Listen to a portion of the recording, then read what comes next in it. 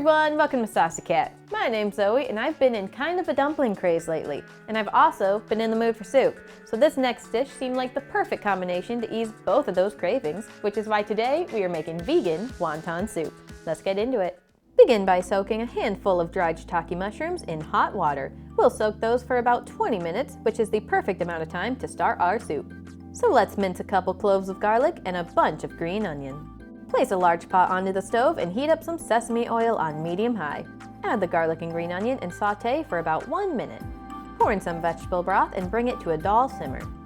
Now onto the filling of our wontons. Start off by finely chopping 2 cups of Napa Cabbage and plopping them into a bowl. Next goes some chopped garlic and ginger and some green onion. Strain out the water from our mushrooms and cut off the stems. Finely chop the mushrooms and add them to the bowl as well. Add in a splash of soy sauce before mixing up our filling. Now let's grab our wonton wrappers. Many wrappers are made with egg, so check the ingredient list to make sure yours are vegan. Grab 1 wrapper and place about a tablespoon of filling into the center. Use your finger and some water to dampen the edge of the wrapper and fold it in half into a triangle. Gently press the edges together so they stick. Then grab the 2 corners and gently stretch them towards the front. Use some more water to stick the corners together and boom, you have a wonton. Continue with the rest of the wrappers until either the wrappers or filling run out. You should have between 20 to 30 wontons by the end. It takes a little while, but the end product is worth it. With both our wontons and broth ready, it's time to combine them. Bring a pot of water to boil and add 5 or 6 wontons. Boil those for about 4 minutes until the wontons become translucent and float to the top.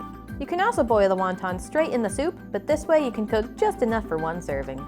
Fish out the dumplings and add them to a bowl. Pour in our soup base and then we can serve this dish.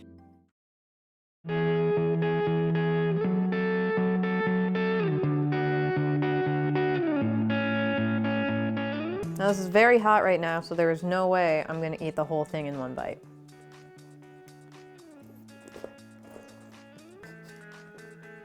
There we go.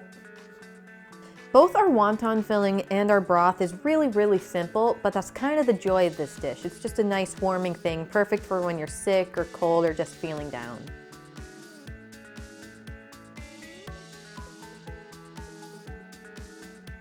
Well, that does it for today. Let me know how you eat your wontons down in the comments. Thanks so much for watching, and I'll see you next time on Saucy Cat.